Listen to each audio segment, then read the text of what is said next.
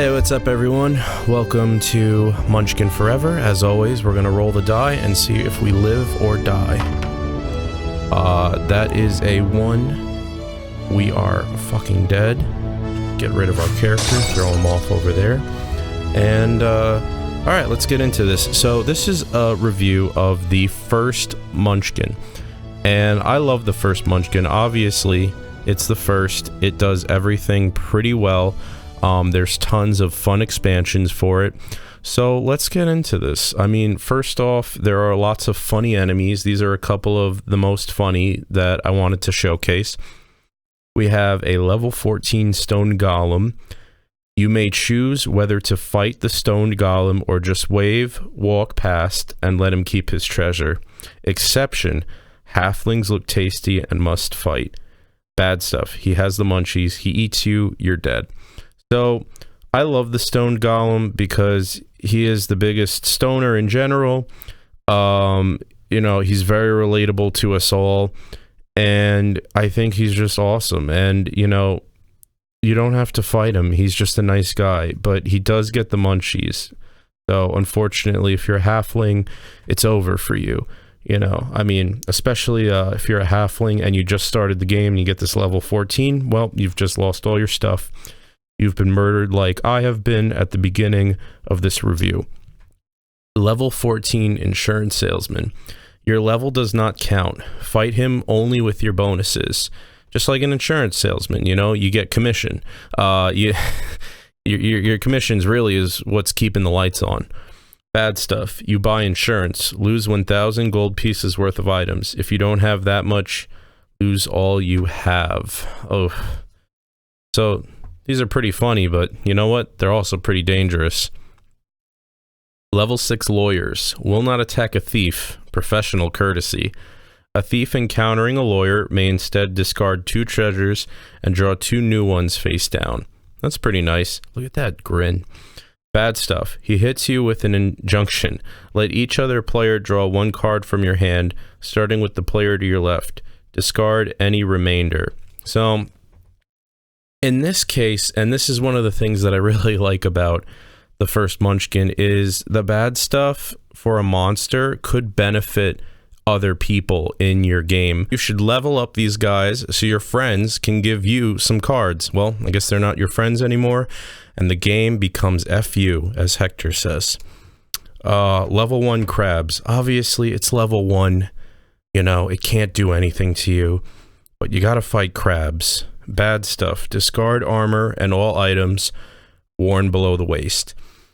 I don't know. I mean, if you have armor and shoes or something, how can you not beat a level 1 crab? Unless people, you know, mess with you and, you know, make this level 1 into like a level 14 or do a wandering monster, which I'm just about to explain. Most of the time you're going to beat it. But anyway, wandering monster. So... if you're unfamiliar with Munchkin, like this is like the first time you're watching this review because you're like, what the hell is Munchkin? Well, the Wandering Monster is probably the best card in the game because you can play the card, and if you have another monster, you can add it to a monster already in play. And like, let's say you got like a level 20 plutonium dragon or something crazy like that. Well, like now that person's going to have to deal with a level 21 with the crabs. And especially if they're about to win, well, then it's over for them, hopefully. I also really like this card. If you're a cleric, it's Divine Intervention. You must play this card as soon as you get it. All clerics immediately go up a level. This can be the winning level. If this card makes you win, you are entitled to mock the other players mercilessly. So yeah, so like this is kind of an interesting card because you can win on this, but you can't stock it. It has to be played immediately. So like if you're level 10 and you draw this face up or, you know, face down, you know, then it's okay. But like if you just hold on to it and wait for the end, we can call you out for cheating. So there you go. I also have a couple of curse cards that I really like. Curse, chicken on your head, -1 to all your dice rolls. Any curse or bad stuff that removes your headgear will take the chicken with it. Curse, income tax. Discard one item of your choice. Every other player must now discard an item or items totaling at least as much value as the item you discarded. If they don't have enough to pay the full tax, they must discard all their items and lose a level.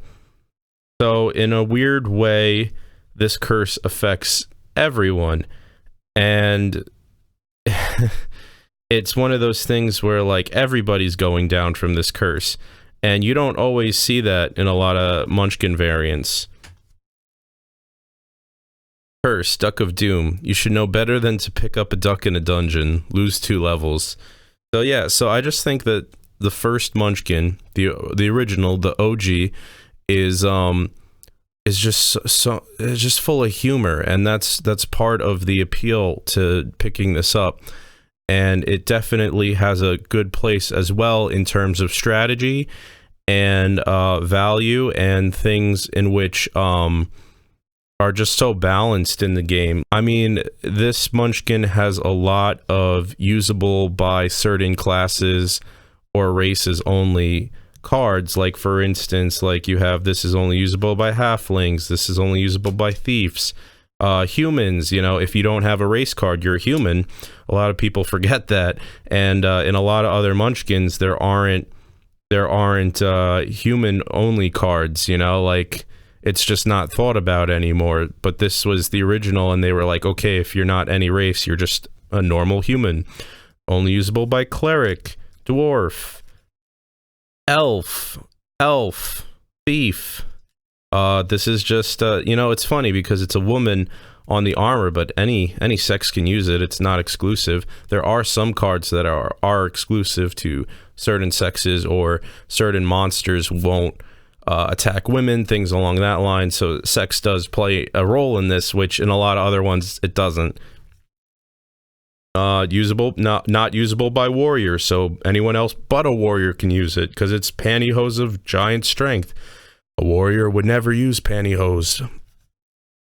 They're too I don't know, proud to use pantyhose, I guess. Here's one, Staff of Napalm, usable by wizard only. It makes sense, he's a wizard. So it just I like that there are all these cards, because the point of all of these usable by so-and-so cards is like, okay, another player, you know, hey, I see you're a wizard, I'll give you this napalm staff if you give me this singing and dancing sword, because I'm a thief. I can use this card. Let's make a trade, you know, but it's only a +2 bonus. Can you give me, you know, this other one? So now, you know, I'm trading you a bonus of 5 and you're giving me these. So it makes sense, right? So, there you go. Like, there you go. You have an economy of trading, and that can be really helpful, because otherwise, in other Munchkins, you'd probably just end up, you know, selling the items you're not using. But in this case scenario, you actually have something you can trade and improve your character, because let's face it, the beauty of Munchkin is you get what you get, and you got to improve on it.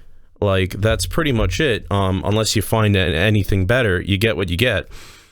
So we saw, you know, some weapons that can only be used by certain classes and races. Let's go over some of these classes and races, because I always think that classes, races, factions, whatever, you know, whatever they're called, they are what make up a specific variant of Munchkin. And they are really like some of the major strategies in the game, and really are the key components to making Munchkin fun. People get jealous because you have a class that they want, you know, goes along with their strategies a little bit more. So let's get into it. All right, so first we have a thief. You may discard a card to backstab another player, -2 in combat. You may do this only once per victim per combat, but if 2 players are fighting a monster together, you may backstab each of them. You also have another ability. You may discard a card to try to steal a small item carried by another player. roll a die. 4 or more succeeds, otherwise you get whacked and lose a level. So that's kind of the issue with Thief, is like a lot of people are not willing to take that risk. They definitely don't want to lose a level, but this is FU to the extreme. And you know what? Sometimes you get tired of winning and you want to just have fun and take some risks. Thief can be a really good card. Plus, if you do manage to steal certain small items, you know, you could impact the game. It is a little weird that it's only a small item. I think it should be anything. But yeah, because if it was anything, then the consequences would be pretty awesome. I also think you could stealing a random card from a player's hand might be a cool option. Again, you can make your own rules as long as you write them down and make them concrete rules. You can make your own rules about thieves, about anything, if you think it's going to make your version of Munchkin more fun. We also have a halfling. You may sell 1 item each turn for double price. Other items are at normal price. So for a long time we kind of played the wrong way with this card. We made all items double the price. This says you may sell 1 item each turn for double the price. So, but that's still very helpful, because if you have a card with 500 gold, you've just gone up a level. We also have another ability. If you fail your initial runaway roll, you may discard a card and try again once more. That's pretty awesome. Halflings are pretty awesome. They're level boosters. You can go up levels very, very, very, very, very fast if you just keep getting good treasure. Cleric. When it is time for you to draw cards face up, you may instead take some or all from the top of the appropriate discard pile. You must then discard 1 card from your hand for each card so drawn. That is pretty awesome, because if there's something good in the discards that you know can help you out, the cleric is pretty cool. He's kind of like a Pathfinder, if you've ever played Pathfinder, but he only works in the discards. And you have to get rid of a card. So I guess he's nothing like a Pathfinder, but it's an interesting ability nonetheless. He's got this other ability, Turning. You may discard up to 3 cards in combat against an undead creature. Each discard gives you a +3 bonus. There are lots of other expansions with undead monsters, so maybe combining everything together boosts the cleric's worthiness of the second ability. But, you know, if it's not undead, then there's no point to it. So hopefully you get lucky and fight something undead that you can kill with that ability. Alright, Elf. +1 to run away. You go up a level for every monster you help someone else kill. Elves are very, very, very good. I put them on the same rank as a halfling. The cleric ability, a lot more people should use, definitely. Thieves, it's a little bit of a gamble. But elves, you know, early on, you're helping people out, people who couldn't normally defeat a monster. And you get some really nice, you get one of the best bonuses ever, which is you go up a level for helping someone. And elves are just amazing, and they're definitely very coveted in original Munchkin, or OG Munchkin. Warrior. You may discard up to 3 cards in combat. Each one gives you a +1 bonus, and you also win ties in combat. So basically, if you're tied with a monster, you lose. But a warrior, if you're tied with the monster, you always win. So in that regard, that can be really helpful, because towards the end of the game, someone might just be missing 1 point, and you win regardless. Other than that, warrior isn't like too crazy of a card, but I have seen this card win because it's broken ties. So that's pretty interesting.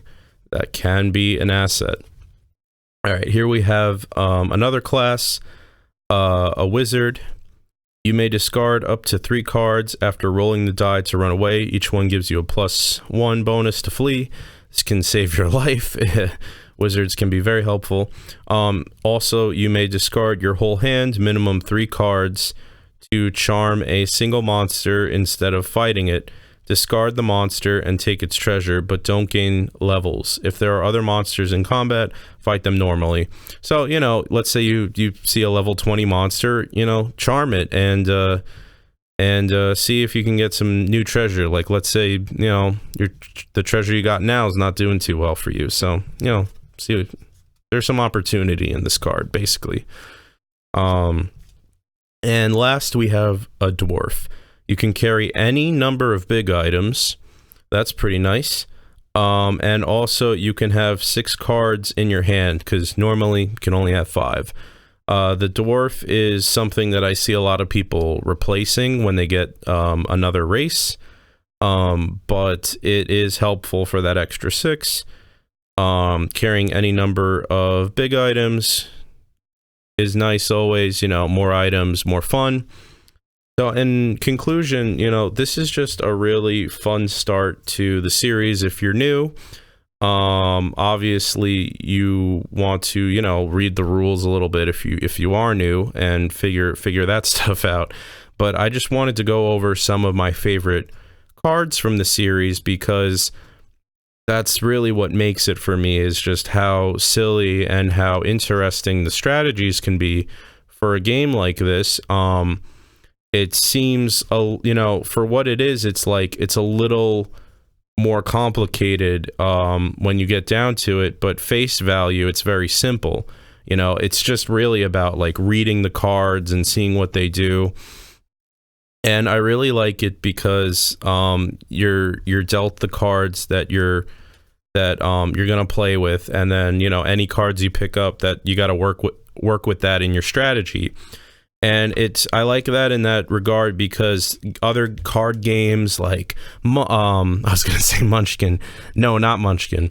Other card games like Magic and Yu-Gi-Oh, although they have their place in the world, you know, and I'm sure a lot of people have a lot of fun with them, they get very expensive very quick. And sometimes it's like you find a rare card and you're paying, I mean, there's so many instances where somebody's buying the same pack every week, maybe twice a week, and it's just to get one card, and it's like, how much money do you have to put in to get, you know, all these nice cards?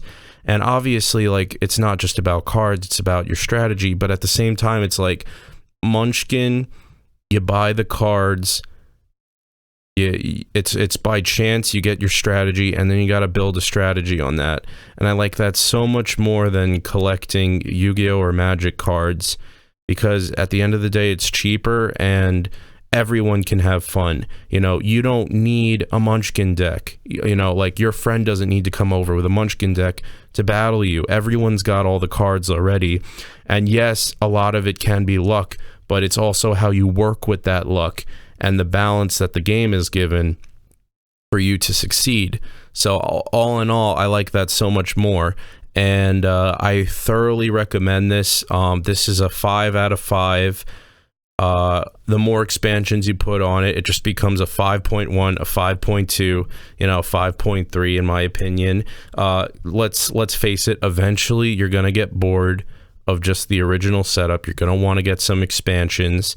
The first couple of expansions are pretty awesome. You know, you get steeds, you get new races, new classes. It's fun, you know, and that's where the money starts adding up. But I still think it's cheaper than Magic or Yu-Gi-Oh. So yeah, so this is just some of the most fun I've ever had playing a board game, and I thoroughly recommend it to anyone who likes the concept of this. It's a little nerdy, it's a little funny, it combines it, and it doesn't take itself too seriously. And that's something we all need in our lives. Things that aren't taking themselves extremely seriously. We need some levity once in a while, right? Right? So anyway, guys and girls, enjoy yourselves, have fun, and I hope to see, you know, what Munchkins you acquire and what Munchkins you play. You know, I mean, go searching, go get a Munchkin you think might be interesting. Get the original. I mean, it's the best place to start. I I would be wary of Munchkins that are a little gimmicky. I would be a little bit wary of Nightmare Before Christmas Munchkin or Harry Potter Munchkin. It might fall a little flat in terms of the humor, and it might not have as much backstabbing as the normal game does. Like, it might lose the flair and appeal of the original, because I definitely want all the Munchkins to have that flair. Like, if the Harry Potter version had like little animated Munchkins and played the same way, I would definitely recommend it. I think it's cool to have like the houses and stuff from Hogwarts and whatnot, but it's not gonna feel the same, unfortunately. So it's kind of like buyer beware, and that's kind of why I like doing these reviews and finding new Munchkins to play, because then I can tell people like, oh, well, here's the aspects of it that I like, and here's what I can do to save you a little bit of money, because like, if you feel the same way about it as I do, if you like these concepts from these specific variants of Munchkin, then you're going to enjoy this. But if not, then you're not.